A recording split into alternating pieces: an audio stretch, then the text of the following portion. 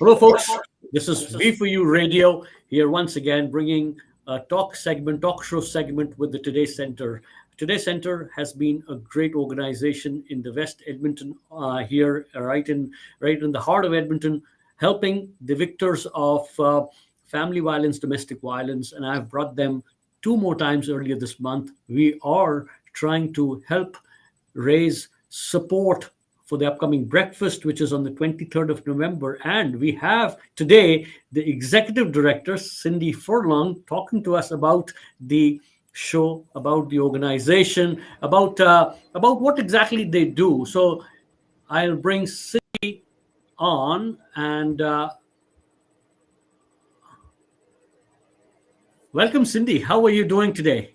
I'm very well, Anu. Thank you so much for asking and for allowing me to be here today. I'm so thrilled to see you because I did get an opportunity to meet some of your executives. Linda came over last week, and prior to Linda, Shay was with us. We were talking about wonderful things you do in your organization. You are literally my next door, so you're closer to my heart. I always say that. Why am I close? Because I am actually very close sitting to you. I know just a few steps away from your office. Tell us something about the Today Center as an executive director. When did you step in? What made you join this organization? How do you feel, or what from your perspective, from your lens, how do you feel the organization is able to really connect and deliver what it is supposed to? Yeah. So I knew a little bit of background about me. I've been in the human services sector as a social work for over 30 years. I've in my entire career, I have worked with nonprofit agencies, really working with societal issues. Like I worked with youth houselessness, sexual exploitation in youth, and then also family violence, which brings us up to today and where we're currently at. So I've been with the Today Center, I would say 8 years. 7 in the role of executive director. And you know what? I feel so much passion and pride when it comes to this organization, first of all, because like many of the societal issues out there, family violence can sometimes be shrouded, right, in secrecy around what happens behind closed doors, and some very dangerous situations. And so I think as a place to get help, I'm very passionate that we exist, first of all, and because we are there for people who need that support. And I'm very just proud, I think, of really what, you know, how established we are in the family violence sector here in Edmonton, as well as, making inroads provincially with other partners. And I think that, the pride in the staff and what they do and who they help on a daily basis and how they help, from the frontline family violence specialist to, our communications person, to our educator, to our office manager, our community engagement. We all, I think, really just play a very important role. We are only 10.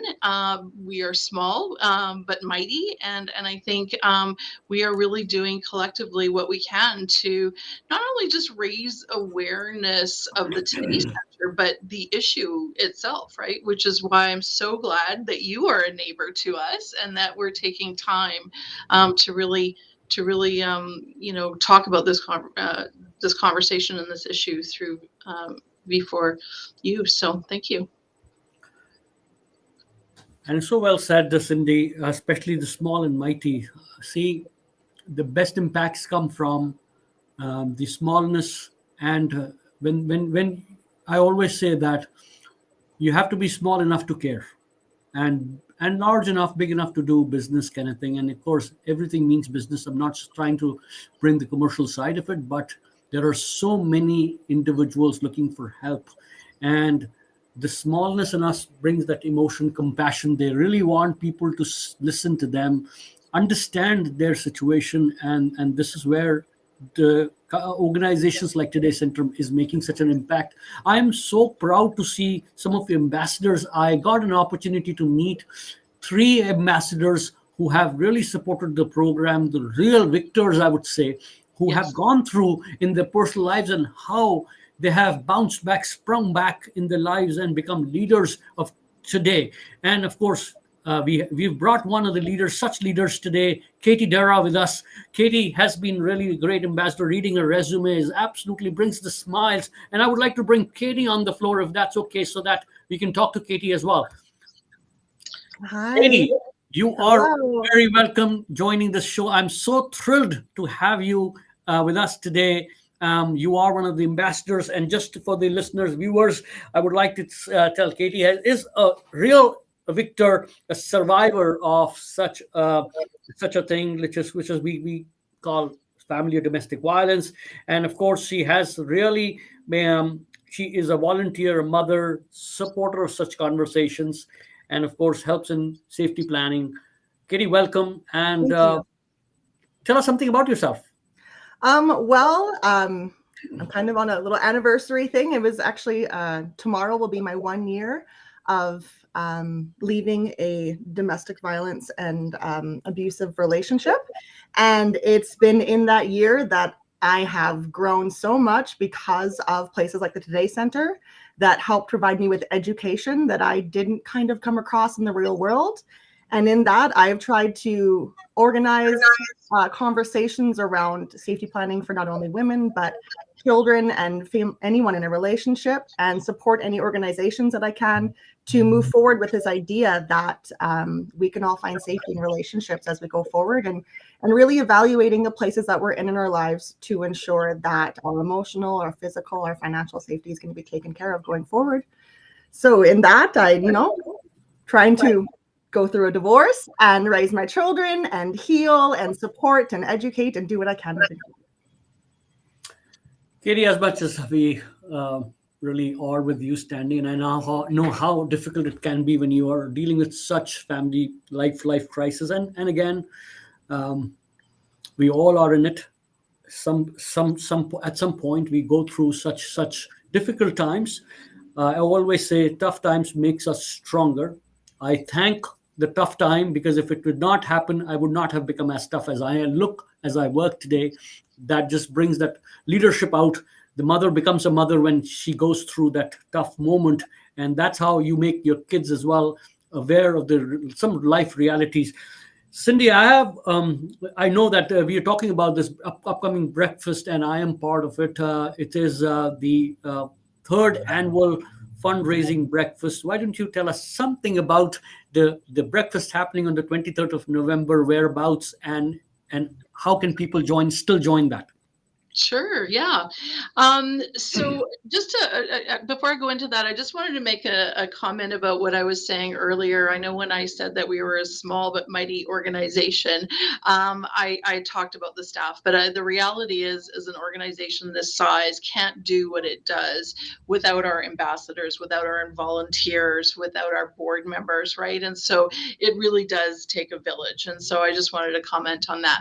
As far as the breakfast goes, so 3 years, well, sorry, in 2019, we decided to, it was our 10-year anniversary for the Today Center, and we decided to host a breakfast that we called Help Today, Hope Tomorrow, because that really resonated with there is help today at the Today Center, and by the services that we provide, there is hope for tomorrow. And so it really was a tagline that resonated well with us. And so, unfortunately, because of COVID, we ended up taking a bit of a hiatus from that in-person event, and we held our second one last year in 2022, and then we have one this year in 2023. So, really, the idea behind these breakfasts really are to obviously it's a fundraising breakfast for the Today Center, because in order for us to keep doing what we need to do to support others who are impacted by family violence, we do need that financial support.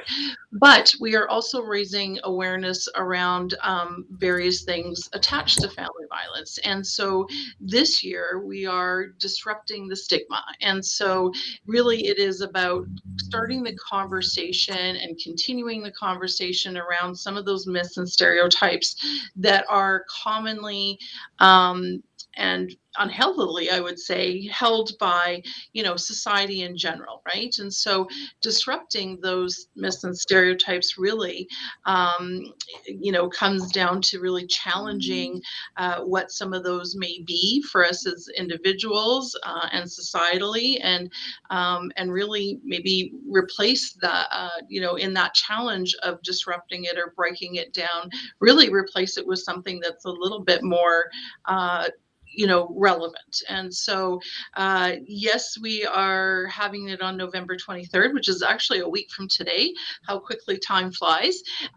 There are still tickets available until, I believe, Tuesday of next week. And tickets can be purchased if you go to our website, thetodaycenter.ca. You'll be able to click on a link that'll take you right to the registration. Yes, and I'm looking forward to it. I know there are great participants already, big names who have accepted to join the breakfast, and I'm looking forward to meeting them all. Cindy, this year's the I call it the tagline, the disrupting the stigma, is kind of just sticks out, and I'm wondering how does this impact like the conversations around the disrupting the stigma impacts the family violence sector?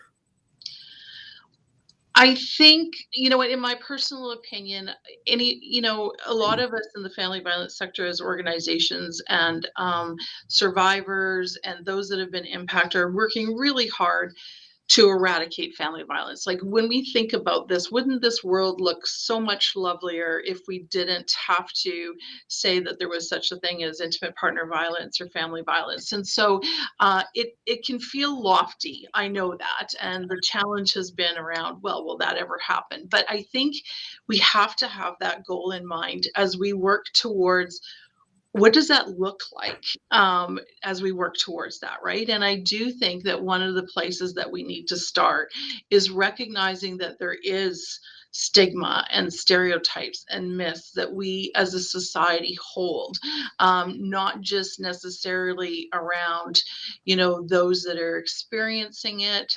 And by the way, I love the fact that you're saying victor. So thriver, survivor, victim, victor, victim. I love that language. And so I think that we have to start having those conversations, and we have to start breaking down what those myths and how they have become stigmatized, not just for the person experiencing it, but perhaps for the person that's using abusive behaviors too, because there's lots of stigma around that as well, right? So I truly do think that that's one part of the equation. Obviously, not just conversation, but education, and really, we just need to, I think, better understand some of those biases and those assumptions that we make so that we can start breaking those things down, because I think that gets us to a better place, or at least a different place of maybe better understanding and maybe, better compassion and kindness and whatnot. And so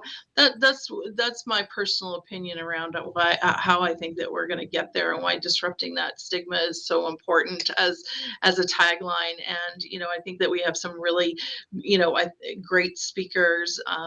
Dina Court, who I know that you met in the second round, who's a great ambassador of the Today Center as well, who can definitely speak to this. I know I'll speak a little bit to it, and then I know that you're aware that we are going to have a comedian as well, providing some gentle comedy around stigma busting. And so I think that this, breakfast is just a really great place to start. Yeah. Laughter and smiles is something which every one of us have appetite for, I think, and I'm looking forward to this gentle comedy as well. And again, I know that it's tough to smile in tough times, but it is so important. Bringing Katie on, Katie as a survivor, and so by the way, the word Victor added to my dictionary just because of the Today Center. I heard this word the first time actually at the Today Center. I love this word. Katie, as a survivor, as a victor, what sort of ideas do you get when you hear the disrupting the stigma? Well, the ideas that have come to me through kind of sharing my story and getting comfortable with the fact that it's okay to talk about what I've been through and what I'm going through, is that we all mask up in a way. Is that we go, for me, I was in parent council president, I was volunteering for all these places, and when I started telling my story, I would get one of two responses. I would get, oh my goodness, finally you realize that you deserve better. Or I get that, oh, I had no idea. Because people would believe the mask that I was bringing forward. And they're like, well, you're at the school every day, and your kids are amazing, and you volunteer for all these things, and you're so busy and so put together. And disrupting the stigma is, just because that's what you see, that's not all that I'm dealing with.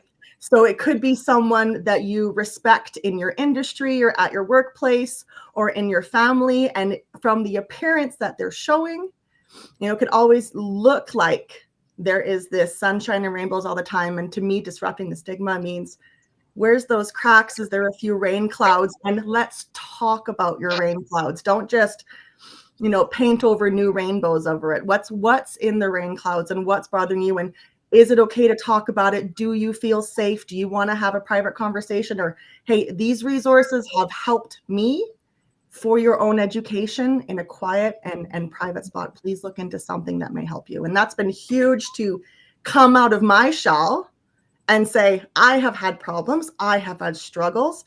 I am not that mask that you have seen for years.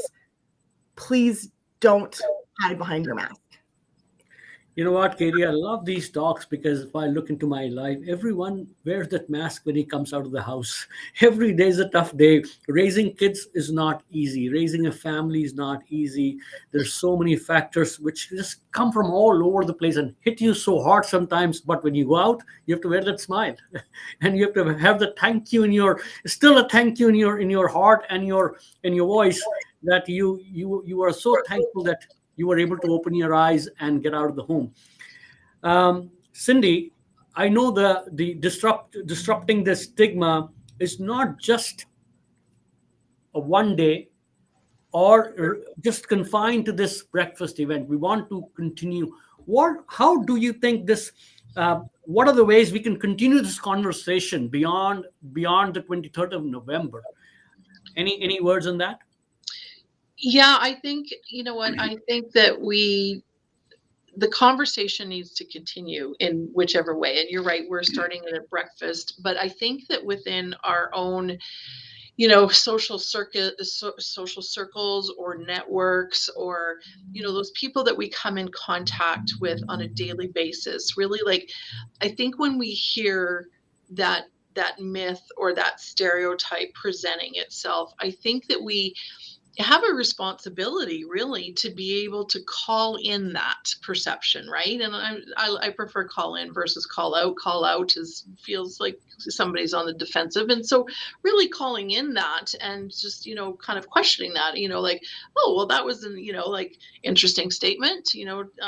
Tell me more about what you're thinking, and really kind of getting down into maybe labeling it really as a misconception, right? And so I think that those are some of the little ways that we can continue the conversation. Obviously, the Today Center is going to continue the conversation, through our social media posts, our networks, and doing what we can.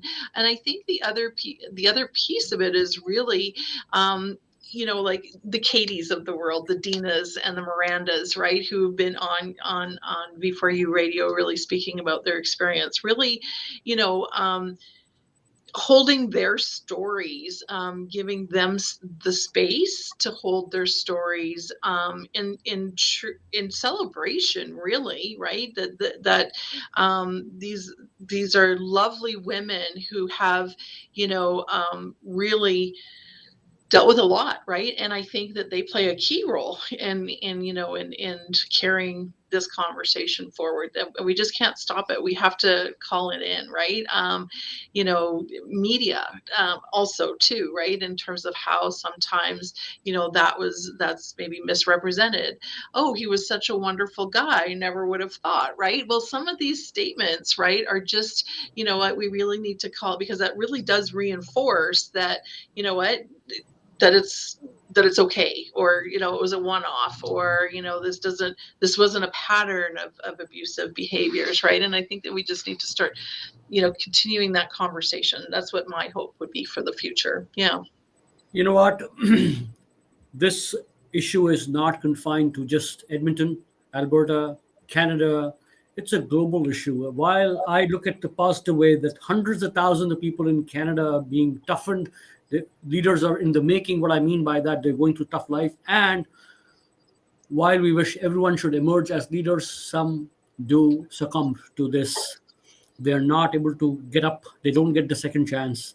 Katie, coming to you on this question, when you were fighting this hard, I'm sure that you would have wished I had that support.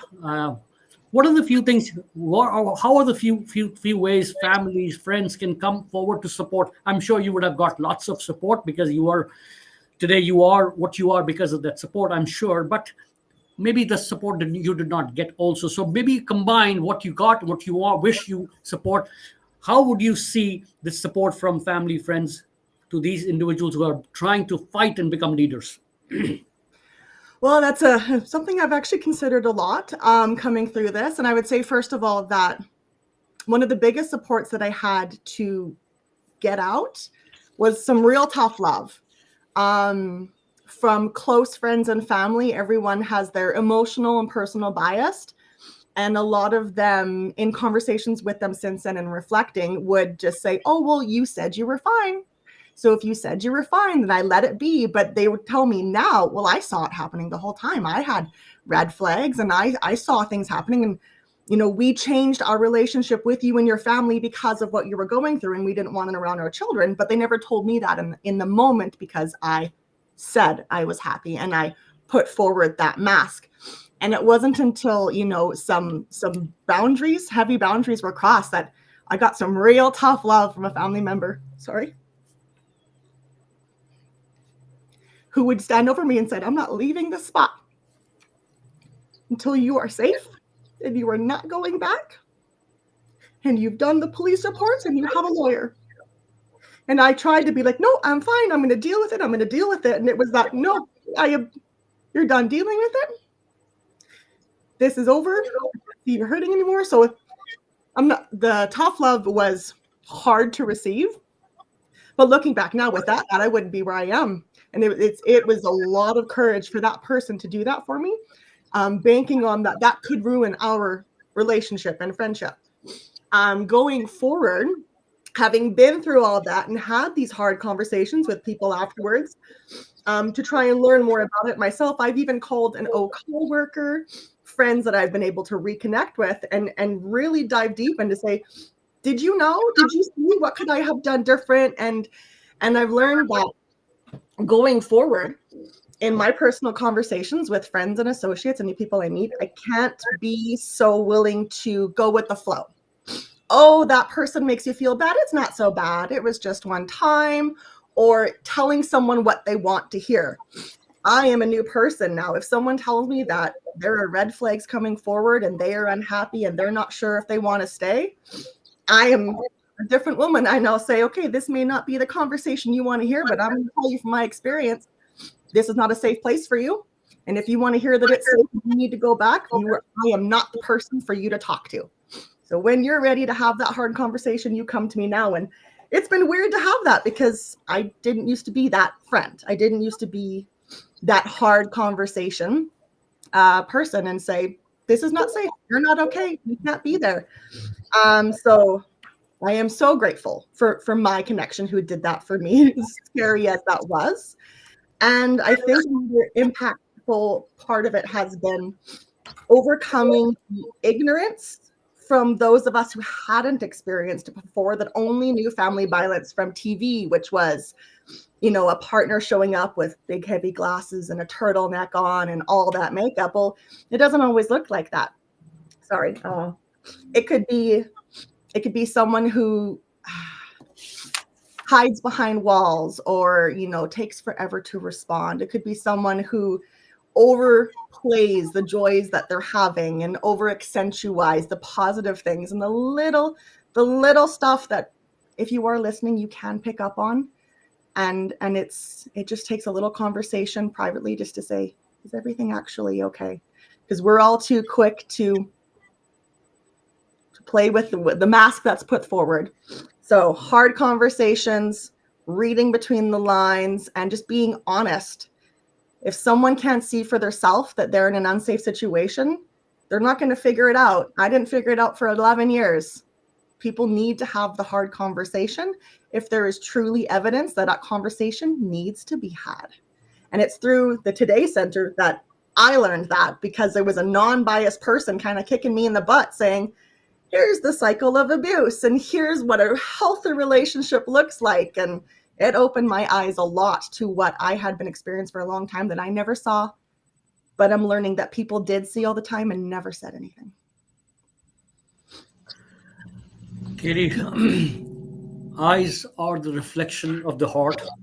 When eyes moisten, it means the heart is melting. And of course, that's where what I believe in, that the humans in us makes us feel the pain of not just ourselves but others too. And I totally hear you. And this is all I've learned over the last 18 months, ever since we started this radio. I work with such wonderful people who are there to really help us become better human beings. And I'm so grateful that I am now part of the Today Center, because as I work with them, as I'm trying to really bring the stories on my channel, I'm also becoming a better human being every day.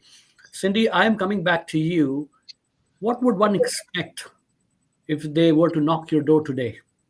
What are the few services you offer? How do you transform their lives? What are some of the steps? What are some of the educationists working in your office do on a day-to-day basis?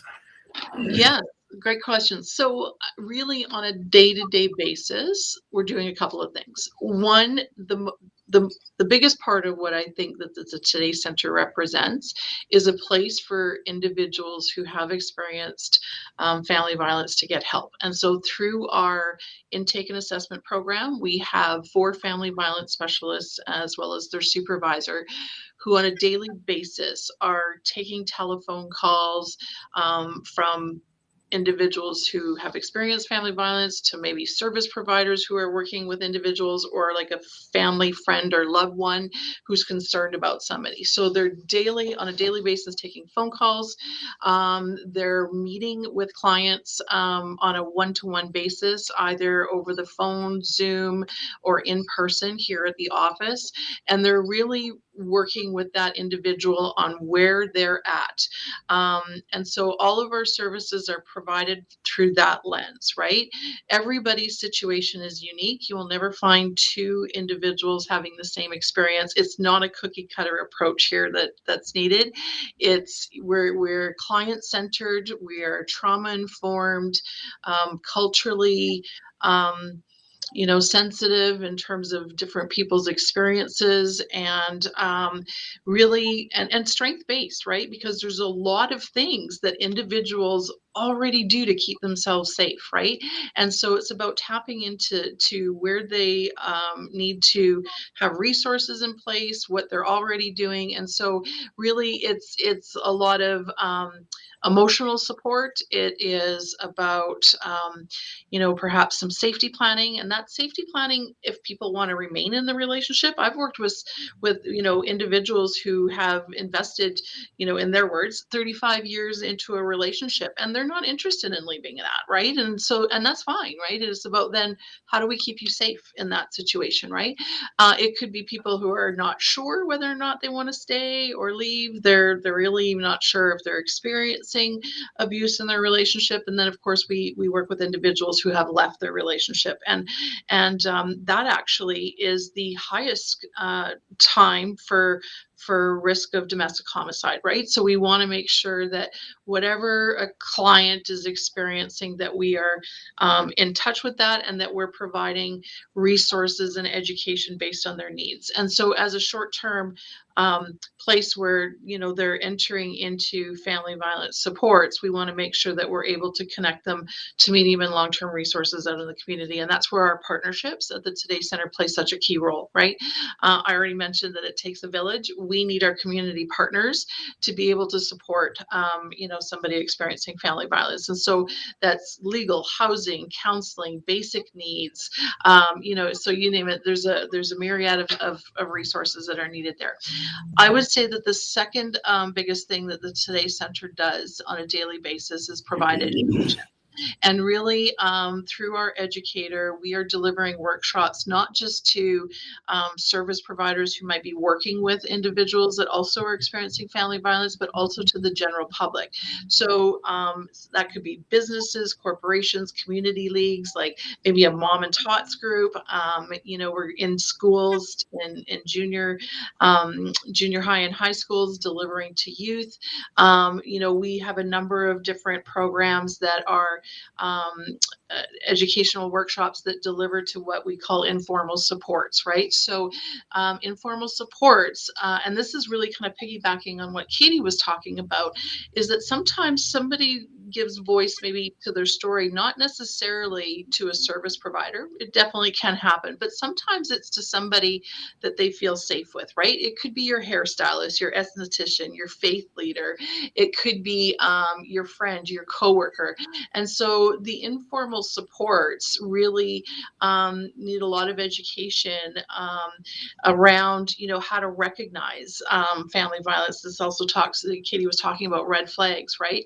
And so we deliver workshops to human resource professionals, educators, estheticians, hairstylists through our Cut It Out program. So there's a lot of stuff happening there from the education perspective here at the Today Center, but it is really about teaching others that, I'm going to go so far as to say that there's a responsibility when you see somebody that is, experiencing harm on a very human, basic, natural level of, human to human, that, if we can get to that place of really being able to recognize, then that responsibility to respond in a way that, isn't actually reinforcing a stigma, but is actually breaking it down, is where, I think that there's a lot of value. And so that's a little bit about, kind of our major services. And then obviously you met Linda in the second, session of this, and so she's out there in the community, as I am, as our communications person is, and really just trying to build relationships and friends of the Today Center, because I think the more people that are involved in this, the better that we're going to do, right? So yeah. Sorry, a very long-winded answer to your question. No. Every word makes sense here, Cindy. And as I was wanting to tell all the viewers that such organizations are so proud, because every dollar earned is hard, well earned, and every dollar spent is well spent towards the benefit of these individuals and empowering these individuals. And of course, as we've heard, corporate social responsibility. Yes, this is a very, very hot topic today. How communities, how corporations can come forward and support these issues, which we grapple every day. I mean, they'll be surprised that every employee in organizations are also going through such things where they mask up, come and work hard to really deliver. However, they need some support too. And of course, as much as corporations, I appeal to all the small, mid, large size businesses, come forward and support organizations like the Today Center. So that's one thing. There's a human social responsibility as well. I mean, just not corporate, human social responsibility. As a person, what am I doing? Because if I look left, if I look right, there are peoples, and of course, within us as well, we are always struggling. One question to both of you before we end. I know time is always an essence, and of course, we want to respect time. Katie, first to you. What do people hope to take away from this breakfast, from your perspective? And the same question applies to you, Cindy. You can think, from organizational perspective, from corporate perspective, who are coming to attend. So, Katie, first to you this question: what should we hope? Well, first of all, I would hope, having been through the services provided by the Today Center, is that they are educated of what is available to them, to their loved ones, to their friends, and especially to even those in the workplace, knowing that sometimes what we see on the outside is work and home is your relax. Well, sometimes someone going through an abusive relationship, work is the relax and work is the escape. So this being a professional opportunity to intermingle with others in the community, that they could take it back also to their workplace to say these services are out there, because maybe it takes, meeting someone in the lunchroom who is having a bad day to say, I went to this breakfast. I think this may be something you want to look into. Do it on your break at the workplace at a safe area. Don't do it from home, because home may not be a safe place. So just the idea that we can educate that it's more than what someone can do for their friends and family at home. Work can be a safe place. I like professional intermingling in that way. And the second point that I hope people come out of from the breakfast is, having some light laughter from the comedian and learning about what Dina is going to share with us. And I don't want to give anything away. She's amazing. But is, that talking with others who are going to attend from the Today Center, and ambassadors like myself, should you feel like you want to approach me, is what is available to people out there. Because if you're going to spread the word, or you yourself are going to use the services, I know I was scared of, what does this look like for me? Am I going to be exposed? If I'm not ready to be exposed, is it going to cost me anything? And had I known what I know now, I probably should have gone to them sooner. So I want to spread the word. You can go and talk to the Today Center, and it didn't cost me a thing. If it had charged me anything for the services provided by the Today Center, I wouldn't have been able to go. So I think more people need to know that. More corporations could support financially the Today Center to offer people like me those no-charge services to get me and my children into a safe place. Wow, well said. Cindy. I don't know if I can follow up on that, Katie. Like, that was very well said. Yeah, I think, that point of education, I think for me, that people walk away saying, wow, I learned something, right? And I think that always is very important. I think the other piece for me is that people walk away wanting to continue the conversation, wanting to continue to challenge their thinking, and wanting to be in a position of being able to do something about it, right? And so that's, so bringing in new friends of the issue, right? New friends to the issue, like-minded individuals, challenging thinking, challenging your own thinking, right? And really being open to that. So I really do hope that that's what people walk away with. I really thank you, both ladies.